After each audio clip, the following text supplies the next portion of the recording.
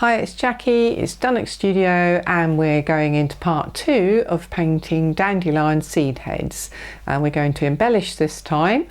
So if you've got a gel pen or something similar with some white or ink or something like that, that will help you.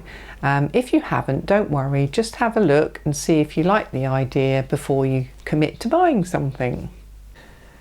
Here's a dandelion, fresh out the garden. If I breathe too heavily, it's all going to explode across the studio. I did pick a smaller one, which is tucked down there, and it's already dropped several seeds, as you can see down there in the water. So they're pretty fragile. So how would you go about painting the detail in that? Well, for a start, I'm not a botanical artist. If you are, then you would attempt to paint exactly what you see, and you would have the real thing in front of you. However, we're not trying to do that here. We're trying to get an impression of dandelions. So if you can get hold of a dandelion, so you've got it as a reference, that's great. But please don't worry about getting it exactly right, because it's not what this is about. So I'm just going to try and keep it in shot for you, so you can see what I'm doing. Now, another tip is you don't want to do detail on all of these. Some of them are in the background and disappearing off. Some of them are a little bit more obvious. So like for me, it's these three here that are running through. And if I was going to do some patterning, I might attempt to perhaps do some dark dots in the middle. There are some green sepals, I think they are, aren't they, underneath? That's probably wrong, so put me right if I'm wrong. But they are underneath all of these clouds, so if I was to suggest them now, I might ruin my cloud-like effect. And as I say, this is a suggestion of dandelions. So this is where artistic license comes in. You do what you feel works best for your painting. I would normally say have some practice paper to get a feel for it, but I'm just going to go in here and just go for it and see what happens. So you can learn from my mistakes. Don't do this. I'm using exactly the same colours as I've already got on, but this time I'm doing that's like a double cream, or maybe, yeah, it's a single cream, I think. So I've gone a lot thicker than on those first washes, and just get a feel for it. So the first thing I've noticed is how big that middle area is. So it's right in the middle here. And it's not a tiny dot in the middle, it's really quite big. There would be many ways you could try and suggest this area. I'm just dotting it on.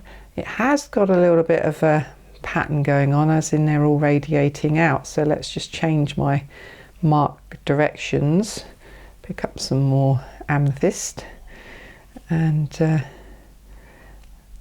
just keep going with that. Now, when you put it on, remember it will dry darker.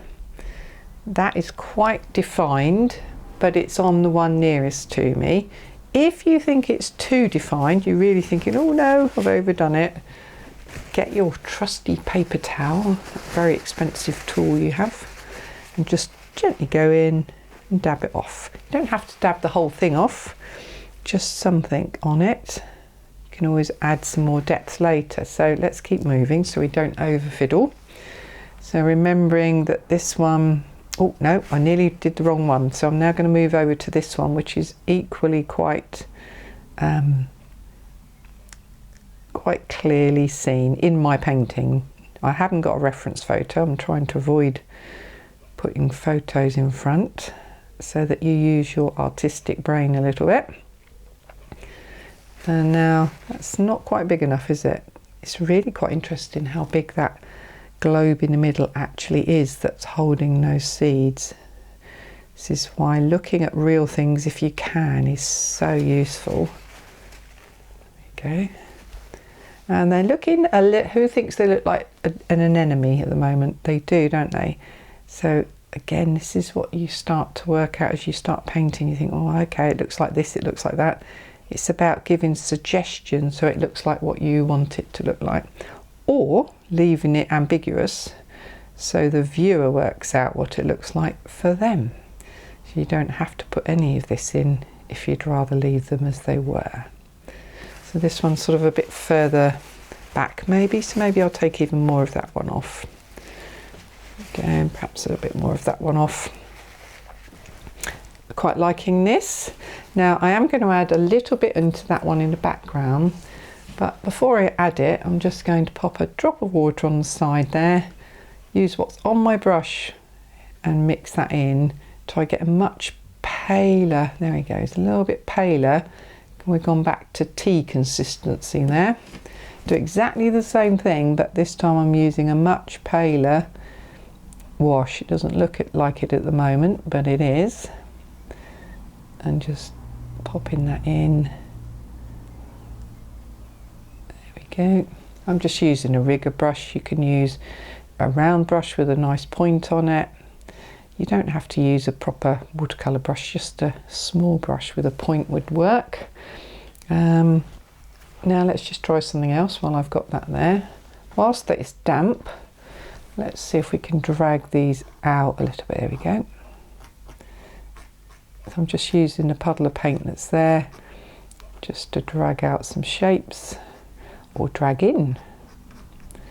That worked quite well.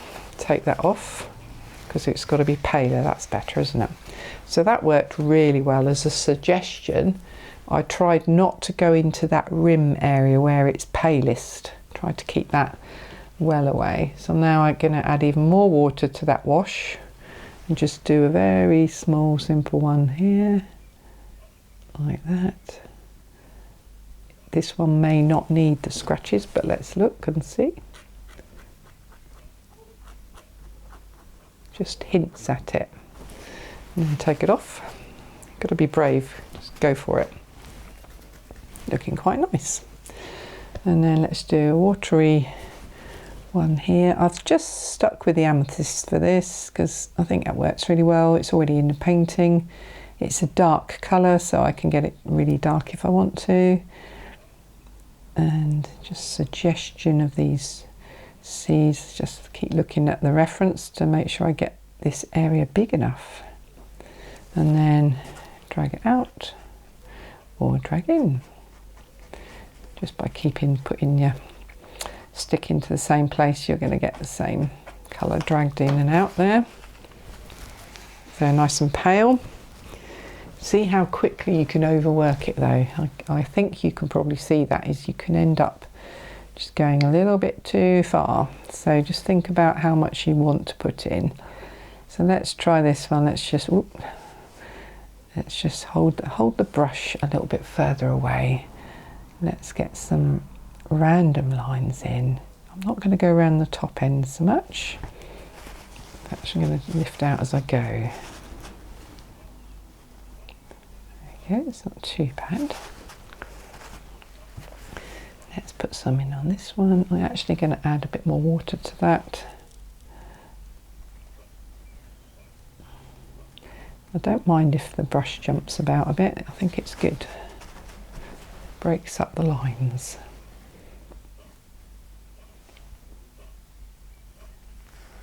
This is just one way of doing it. You could do it in all sorts of different ways. You could negatively paint what's behind each of these lines. You could paint the gaps between them rather than the actual lines themselves. So how's that looking? Not too bad, not too bad. Let's just switch to the green. This is the same green I used before. I'm just going quite pale. And up here, let's just try a few crisscrossy.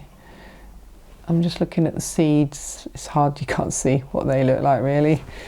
Again, you can just hint that the edge here has got some sort of seed heads on it. You could crisscross maybe to give the impression. Of course, some of them are in front of you, not all the way around the edge. So just put them where you think. I've done it in green, so they're not so obvious, but they are there. There you go. Let's try this one in green. This might not stand out quite so well because it's already got a violet undertone here, so it's going to neutralise the green a little bit. The crisscrosses work, but they look a little bit forced. I'm taking more off than I'm putting on. switch back to my violet, the weak version, and just, whoops, no, not weak enough. Get that in, some water into it. Still too strong, there we go. It's a very difficult one because I always want to put on more than is, it looks too strong to me, and then when I take it off I knew afterwards that I should have left it on for longer or with thicker paint because it's not strong enough. So, but this is individual taste. If you like your pictures to be strong and colourful, you might go with the whole hog here and spend 3 hours doing this. If you don't like any detail, you might have stopped a long time ago. So there's no right or wrong way.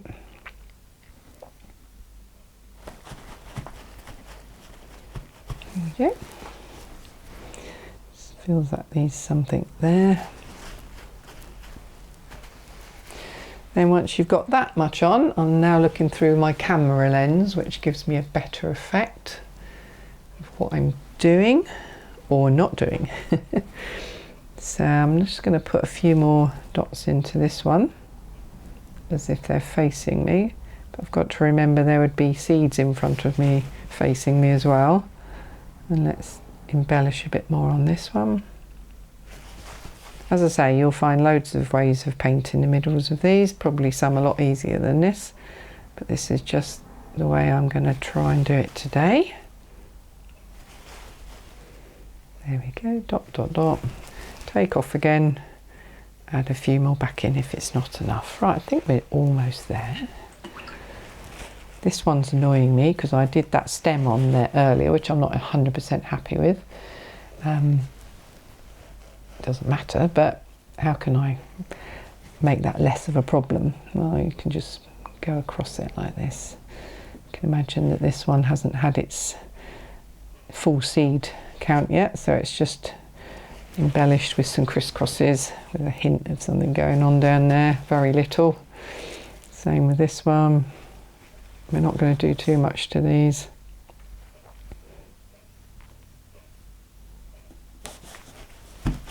Oops, missed. There we go.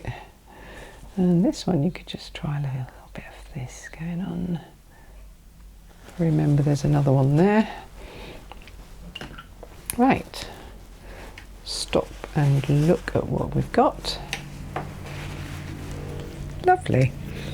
Now a lot of people would have planned ahead and put in some masking fluid for the flying seed heads, which is exactly what I did there, and I didn't like them. So it's entirely up to you. If you want to put some seed heads in, you can mask them out first with a fine liner masking fluid applicator, or you could leave well alone, or you could just paint them in afterwards. So let me get a really small rigger. 50, not that that means anything because they're all different on different manufacturers, very small.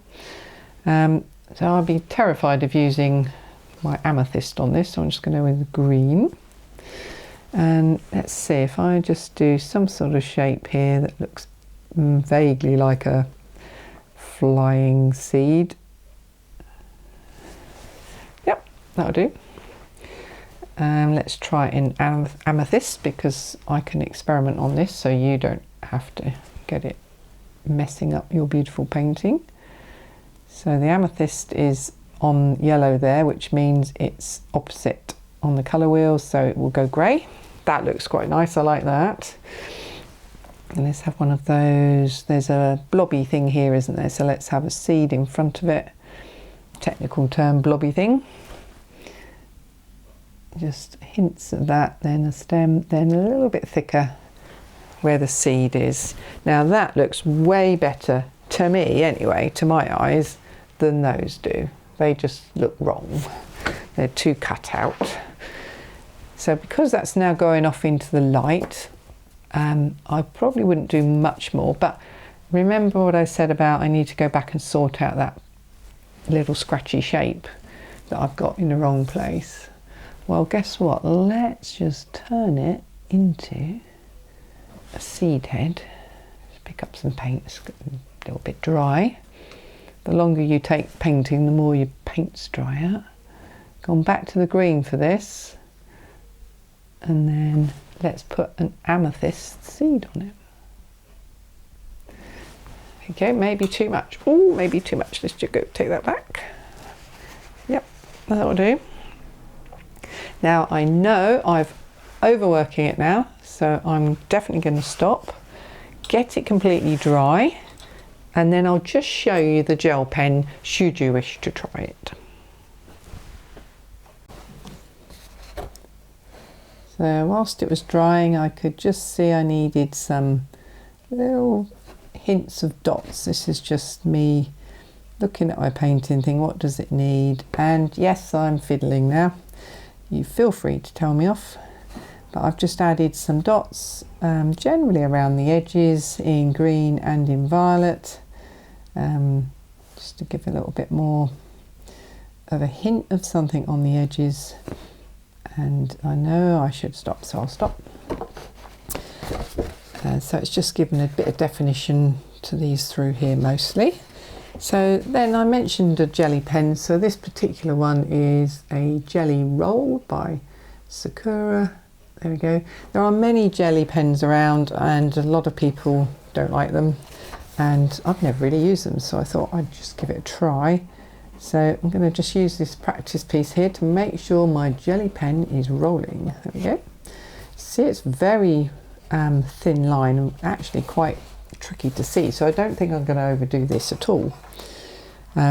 Looking at the actual point here, you can see that you can see some white seed heads in front of these seed heads. So this pen may work in the sense we could perhaps do some dots on top if we haven't left enough. And if we're particularly feeling fussy, we could do some dots that have lines leading out from them. Now this is really getting fussy and bordering on botanical drawings, so don't feel you have to do this, because having watched a very clever lady show us how to do some botanical painting, I realised just how much is involved in botanics. So I'm not for 1 minute expecting to be a botanical artist, just showing you what you could possibly add to this, just to give it a little bit more, maybe a hint of realism, that these are facing you and the seeds are behind them. So just by adding a white dot with some radiating lines. Could you do this with your paint set? If you've got a white, you can. You will quickly find out that the white in most watercolour sets is not opaque enough to show like this, which is why so many people revert to a pen like this. If you've got white ink, you could try that. You just need a very small brush or a bigger painting, which is quite a nice thing to do. This one I'm just going to put the dots in, not go too mad with that one. This one some dots, and then this one some dots, because you can overdo it, probably already overdone, but I like the way that's taken away some of the harshness of that middle part. Then you can add some more lines in that are going out from the middle. You can see how hard it is to see them. They're not really very strong. I'm sure there are better gel pens than this, but this was the one that was on offer from Bromley's art supplies that I use, so I thought we'd give it a go.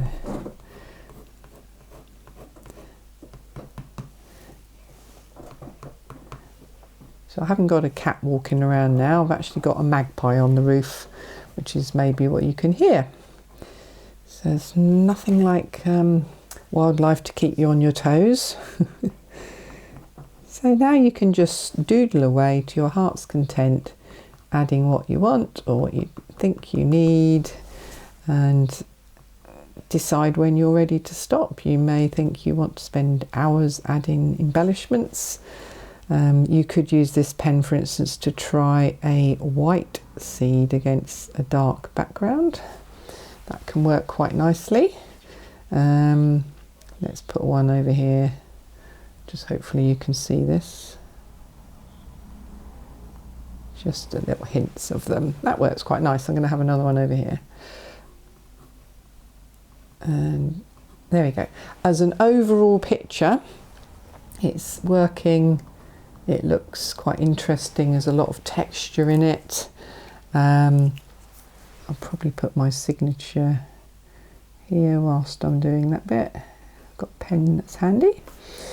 When do you finish? Well, that is entirely up to you. Is this finished? Yeah, definitely, absolutely finished. I could really keep going with that, but I will ruin it. Is it perfect? No, of course it's not. Is it an enjoyable thing to paint? Yes, it is. Just get your palette colours that you fancy, pop in onto some damp paper, let it do its thing. And we've got this shape here that you could argue, well, that's a bit harsh. It is, but it's done what it's done. I could come in and add background leaves and all those sorts of things, but the whole point of this was it's a simple painting of dandelions using very simple tools called jam or milk bottle lids. And as soon as you get those out and have some fun with them, I'm sure you'll agree you'll enjoy it. Of course, you also had the stencil, which worked really well for the background. That was inspired by a lesson I had today with one of my learners. Thank you, Susie. So hopefully this will prompt her, remind her what she did, and but also give everybody a chance to have a go with this technique. So enjoy, and I'll see you on the next video.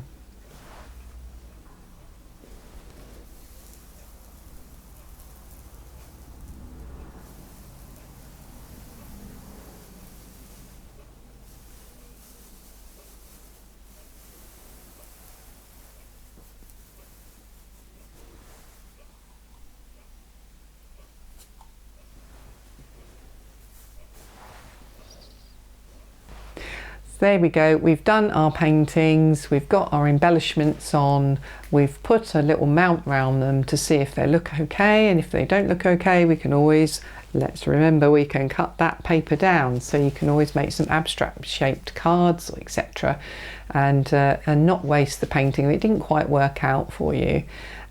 Paintings are fickle with watercolour, well, and in other paintings as well.